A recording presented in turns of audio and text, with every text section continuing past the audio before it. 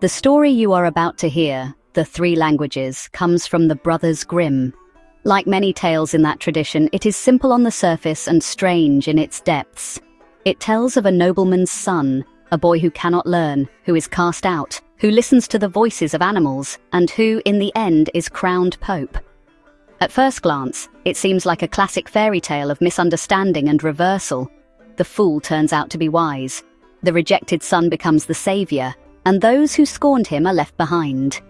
In many traditional readings, this is a parable of patience, humility, or divine election, a reminder that wisdom may come from unexpected places, and that the world often misjudges those with unconventional gifts.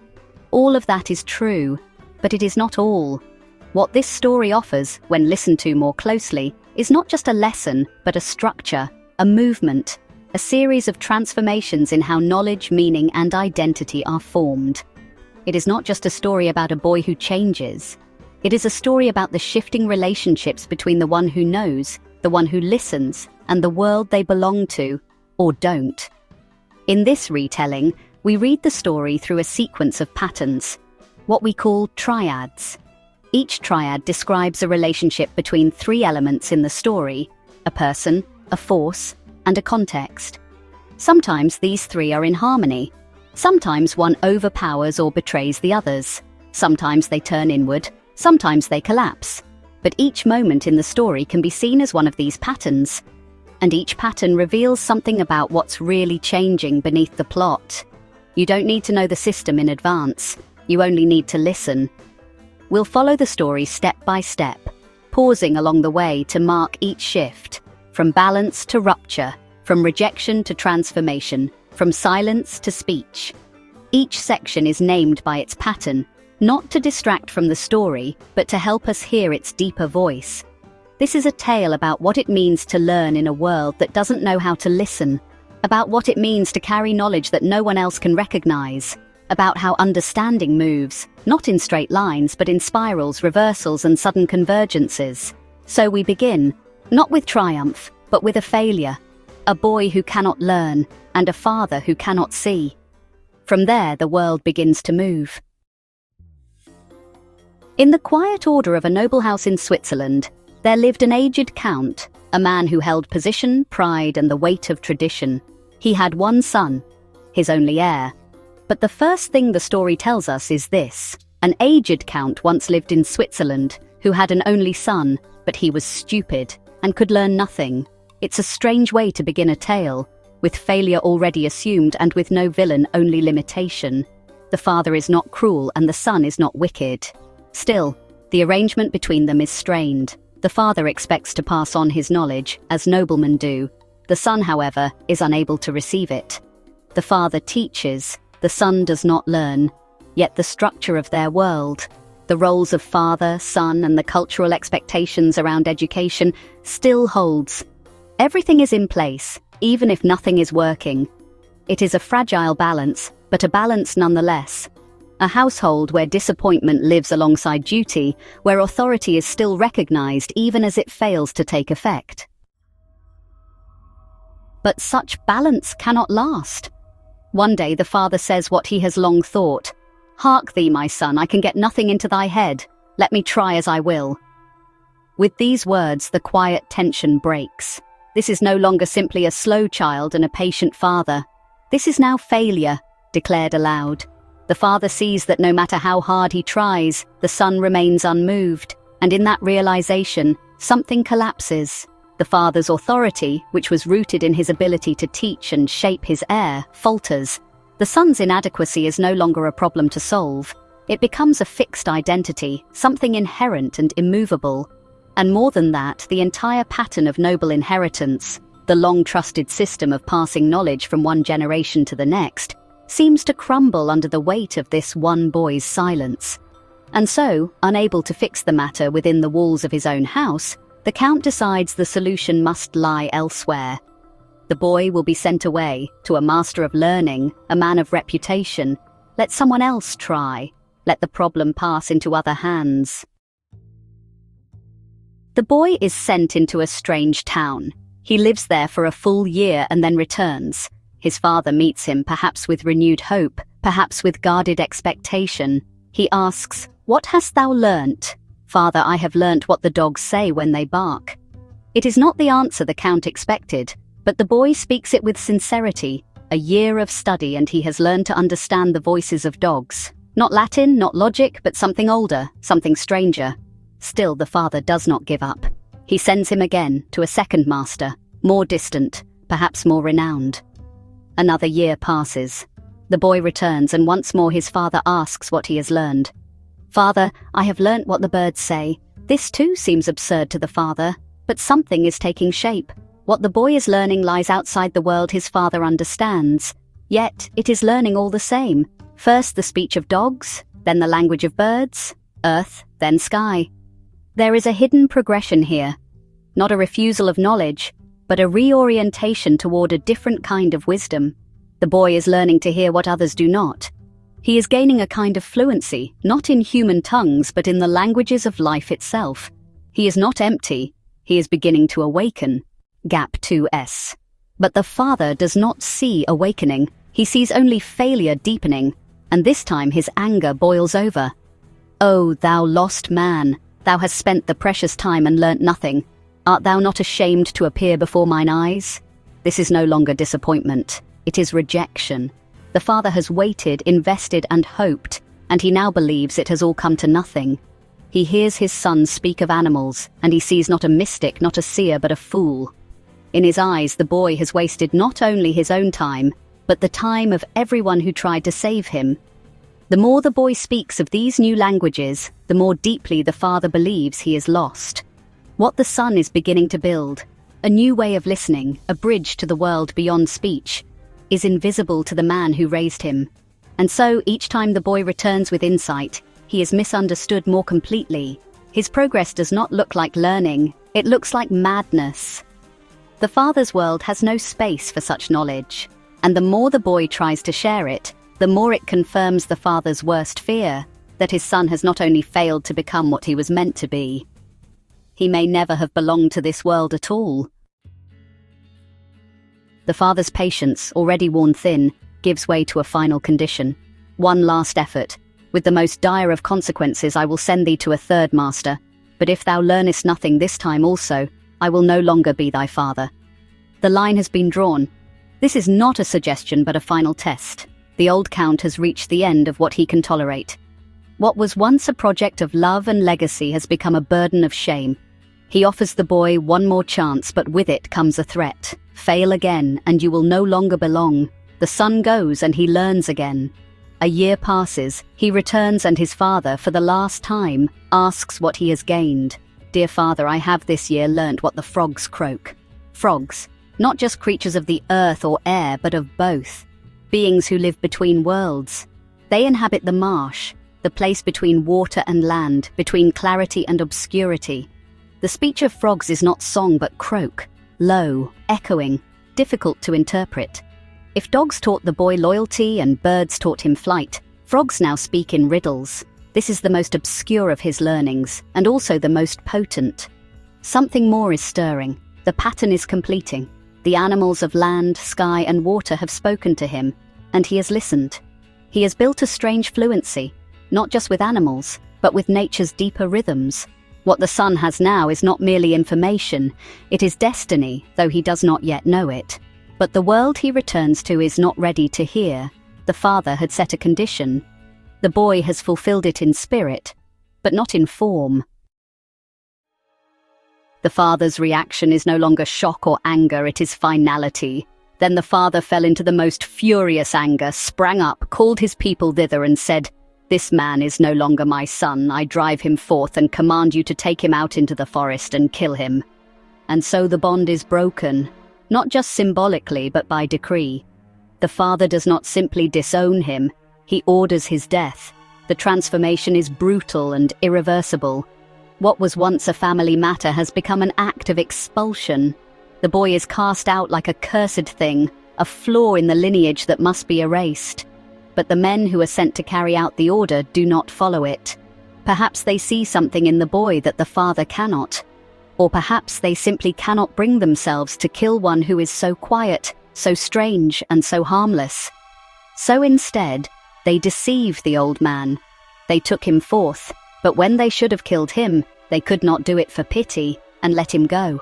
And they cut the eyes and the tongue out of a deer that they might carry them to the old man as a token. A false death is staged, and the son disappears. To the father, he is gone forever. To the world, he is as good as dead. But the truth is more complex. He has not been killed, but he has been erased. His place in the house, in the lineage, in the name, all of it has been taken from him. What he carries now, the ability to understand the creatures of earth, air, and marsh, no longer has any social home. He belongs nowhere. This is the moment where exile becomes sacred. His learning has cost him everything, and yet it is the one thing that now sets him apart. He walks not into death, but into the unknown, a world that does not expect him and does not remember his name.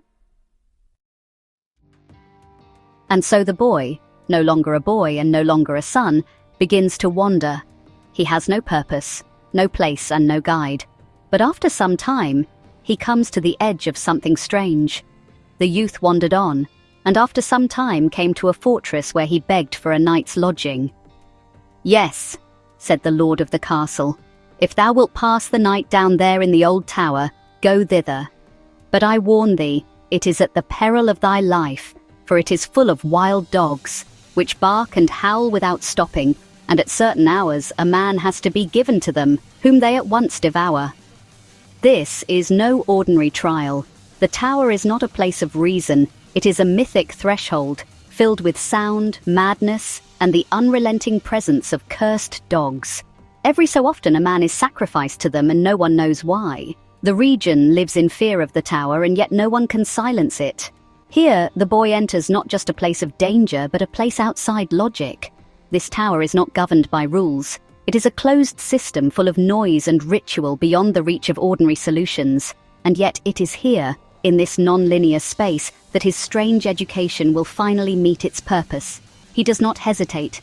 The youth, however, was without fear and said, "Just let me go down to the barking dogs and give me something that I can throw to them. They will do nothing to harm me." He is calm. He knows something the others do not. Where others hear only barking, he hears meaning. Where others see monsters, he sees speakers. No one in the district has been able to stop the curse. No action has worked, no voice has reached through the howling. The whole district was in sorrow and dismay because of them, and yet no one could do anything to stop this. The people have grown numb in the face of the tower. They offer up victims, but they do not understand the crime. The curse has become part of life, a tragic feature of the land, not a problem to be solved. And so they agree to the youth's request. They give him food for the beasts and lead him down. They led him down to the tower. He descends alone. No one goes with him. No one expects him to return. It is not just bravery they lack, it is imagination. They cannot conceive that anyone could enter the tower and survive. They have forgotten how to interpret the world they live in, but the boy has not. He has heard the dogs before, he has understood them, and now, the very thing that once marked him as a failure, the language no one believed in, becomes the one bridge between curse and cure. Morning comes. The boy who had been sent into the tower as a sacrifice steps out alive. More than that, changed. He has not merely survived the night, but returned with knowledge no one else possessed. Next morning, to the astonishment of everyone, he came out again safe and unharmed, and said to the lord of the castle, "The dogs have revealed to me in their own language why they dwell there and bring evil on the land. They are bewitched and are obliged to watch over a great treasure which is below in the tower. And they can have no rest until it is taken away. And I have likewise learnt from their discourse how that is to be done." At last, the years of learning, dismissed, rejected, even punished, find their use. The dogs that others feared were not monsters. They were prisoners, and only one who could listen, one who had learned their language, could hear the truth. That they were cursed, that a treasure lay hidden beneath them, and that the curse would not lift until someone both heard and acted. He descends again, not in fear but in clarity, and follows their instructions. He went down again, and as he knew what he had to do, he did it thoroughly, and brought a chest full of gold out with him. What was once invisible, hidden beneath barking, beneath violence, beneath fear, is now revealed. The treasure is literal, yes, but also symbolic. It is the reward that comes from understanding what others refuse to hear. The son's gift is not a novelty, it is a form of redemption, not only for him but for the land itself. His listening restores order. Now he is not the fool who wasted his years. He is the one who brought peace. What was once excluded has become central. He is the key the world forgot it needed. And then, silence. The howling of the wild dogs was henceforth heard no more. They had disappeared, and the country was freed from the trouble. The curse is lifted, the land is calm, and the dogs, those fierce guardians of secret suffering, are gone. There is no more barking, no more howling, but their disappearance, while a relief, carries a strange echo of loss. They had been feared, yes, but they were also the bearers of meaning. Their suffering was the symptom of something buried, something that needed to be brought to light. And now that they are gone, that function is gone too. The treasure is recovered, the curse is broken, but the dogs, and the message they carried, vanish. This is often the cost of resolution. The very forces that teach and reveal are no longer needed once the lesson is complete. The wildness that demanded attention is silenced. The world is restored, but only because something has disappeared. And the one who understands this most fully is the one who listened to them in the first place. Time passes. The land is quiet. The treasure has been recovered. The boy, or the young man now, might have stayed, claimed a reward, lived among those who now honor him. But instead he turns his face toward another horizon. After some time he took it into his head that he would travel to Rome. No one sends him, no one orders this. It is his own decision, the first entirely autonomous act we see from him.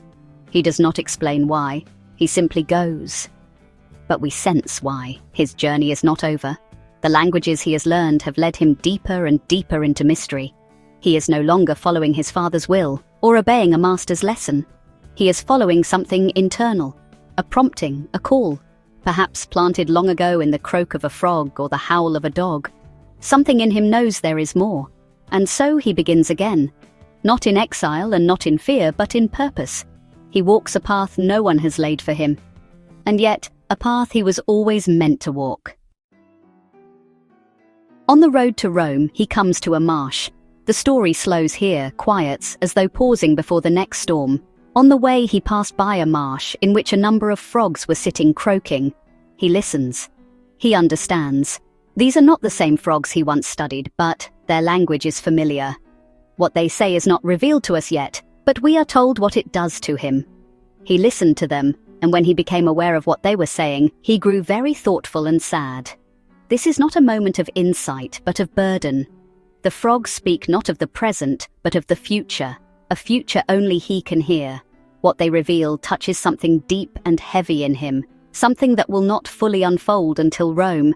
And so he walks on, carrying words no one else has heard, carrying knowledge that offers no comfort, only gravity.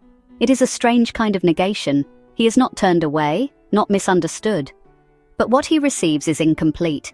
It is prophecy without explanation, clarity that arrives only through wait. What lies ahead is not a choice anymore.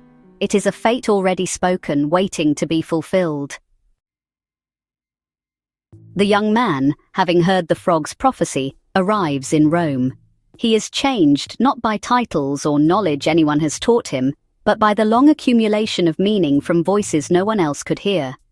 He enters the city quietly, not yet knowing why he has come, but the answer begins to reveal itself. At last he arrived in Rome, where the Pope had just died, and there was great difficulty as to whom they should appoint as his successor.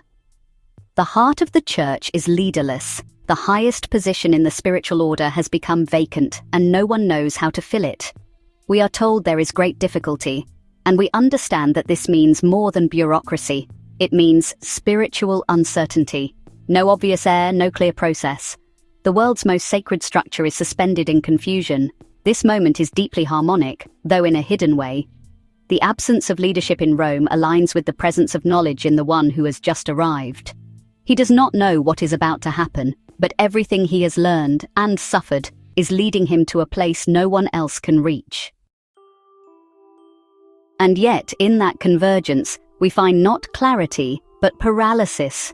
There was great difficulty as to whom they should appoint as his successor. This line repeats and deepens its weight.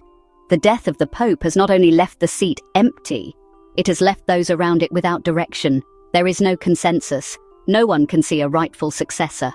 The institution that once guided the world is itself lost. This is not simple disorder. It is a spiritual dissonance. The Church, which claims divine authority, cannot act without a sign. The absence of leadership becomes more than political, it is metaphysical. And into this gap, this silence of sacred guidance, walks the boy who has spent his life listening to voices others dismissed. But still, he is not recognized. He enters quietly. The world does not know it needs him yet. And even he, carrying the frog's words in his heart, does not yet know how those words will take form. And then, as though the unseen forces of the world had been waiting for perfect alignment, it happens. They at length agreed that the person should be chosen as Pope, who should be distinguished by some divine and miraculous token. The Church, unable to decide, turns to miracle. It seeks a sign, not from logic nor lineage, but from heaven itself.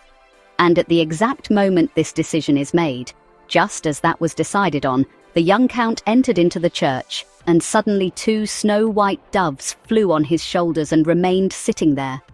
The sign comes, not in thunder, not in fire, but in gentleness. 2 doves, white as light, descend upon his shoulders and remain. The church had called for a miracle, and the miracle arrived. But it is more than they asked for. It is too perfect, too immediate. The doves choose him the moment the call is made. It is a convergence of such precision that it feels unreal. All the voices he has listened to, dog, bird, frog, are now answered by this new pair of messengers. These doves do not speak aloud, but they do speak clearly, and everyone sees it. And yet, even in this miracle, there is rupture. Suddenly, 2 snow-white doves flew on his shoulders and remained sitting there. The timing is too exact. The symbol is too overt. This is not how the sacred usually appears, through process, deliberation, or ritual. It arrives instead as a perfect and unsettling sign. This is the paradox of miracles. When they come too clearly, they unseat the ordinary structure they are meant to support. The appearance of the doves bypasses tradition. It overrides human judgment. What should have been a matter of careful discernment is now decided in an instant, and not by any human authority. This is divine logic, not human, and it brings not only awe, but disorientation. The church receives what it asked for, but in a form so immediate that it almost shatters the mechanism built to receive it. Still, the miracle cannot be denied. The signs are too clear. And the church responds not with skepticism, but recognition. The ecclesiastics recognized therein the token from above, and asked him on the spot if he would be pope. The world at last sees what he has been becoming all along. The ecclesiastical authorities bow before the sign, and before the boy, who is no longer a boy. They ask him if he will become pope. He does not leap at the offer. He hesitates. He does not see himself as holy, but the doves do not leave. They remain, speaking not in words, but in presence. And so, he was undecided and knew not if he were worthy of this, but the doves counselled him to do it, and at length he said yes. Here the elements combine, human doubt, divine sign, and institutional need. All 3 meet not in certainty, but in an answer drawn from hesitation. It is not power that brings him to accept the role. It is quiet encouragement, a voice just over the shoulder. And yet that hesitation is not meaningless. It matters that he doubts. He was undecided and knew not if he were worthy of this. This is the last resistance, not from the world, but from within. The prophecy he heard from the frogs, the long path of exile and speech and silence, has all led to this moment, and still he questions whether he is ready. The doves speak to him, not with commands, but with counsel. His final assent is not forced, it is offered. And this choice, this small space of doubt, makes the acceptance real. But the doubt leaves a trace. The very moment of fulfillment is tinged with uncertainty. The journey does not erase the scars of being unheard, unloved, exiled. They remain, even here at the threshold of glory. The young man, once dismissed, disowned, and nearly destroyed, now stands before the highest altar of the church. He has been chosen not by vote, not by lineage, but by the descent of a divine sign. And now the transformation must be sealed. Then was he anointed and consecrated, and thus was fulfilled what he had heard from the frogs on his way, which had so affected him, that he was to be His Holiness the Pope. The frogs long ago croaked their strange message in the marsh, and he had understood it. Not completely, not at the time, but enough to feel the weight of it. Now, standing before the world, the meaning has become clear. This moment completes the arc. What was once cryptic has unfolded. What was once animal speech is now divine confirmation. The voice of the frogs, heard in exile, reaches its final echo in the ritual of consecration. All the elements, the animals, the exile, the silence, the gifts rejected and misunderstood, come together in a single act. He is anointed. He is made Pope. The world now confirms what only the marsh had whispered. It is not simply a coronation. It is the closing of a circle, the moment when private knowledge becomes public truth. But even in this moment of fulfillment, the story does not let us forget what it cost. What he had heard from the frogs on his way, which had so affected him. He had known this was coming. And because he knew, he had carried the weight of it. The sadness, the sorrow, the deep unease of hearing one's destiny before the world is ready to see it. This is the paradox of prophecy. It offers clarity but no comfort. It gives truth, but without the power to make others believe.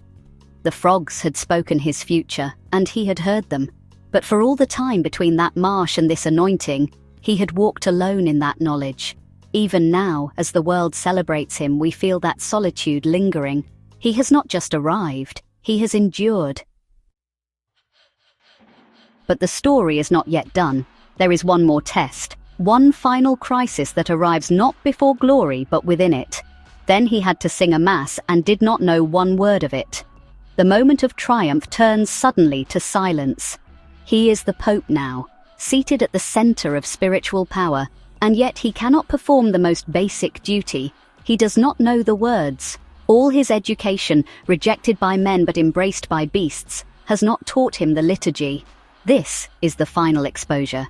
He has been made whole in name, in role, in symbol, but not in language. The structure of the world has caught up to him, but he still carries the absence of a traditional education. It is a stunning moment. The most powerful spiritual figure in the world cannot speak the sacred words, and in this moment, the entire story threatens to collapse, unless something intervenes. And then it does. But the two doves sat continually on his shoulders and said it all in his ear. They do not leave him. The signs that chose him remain, not only as symbols but as guides. The doves become his voice. They speak what he cannot, and through them the mass is sung. And with that, the final breach is closed. The languages of animals, once deemed useless, now carry the sacred rite. The voices that others never heard now transmit the holiest of prayers. Everything is unified. The dogs, the birds, the frogs. They were never meaningless. They were training him for this moment. The languages of the world have been brought together not in dominance but in listening. And through that listening, he has become the bridge between creation and the sacred. He speaks not through his own tongue, but through the world's, and the world answers back. And so, the boy who could not learn, who was cast out and nearly killed, who listened to the voices others feared or ignored, becomes the Pope. Not by command, but by hearing. Not by mastery, but by receiving. This is the shape of the tale. The outermost voice becomes the innermost authority.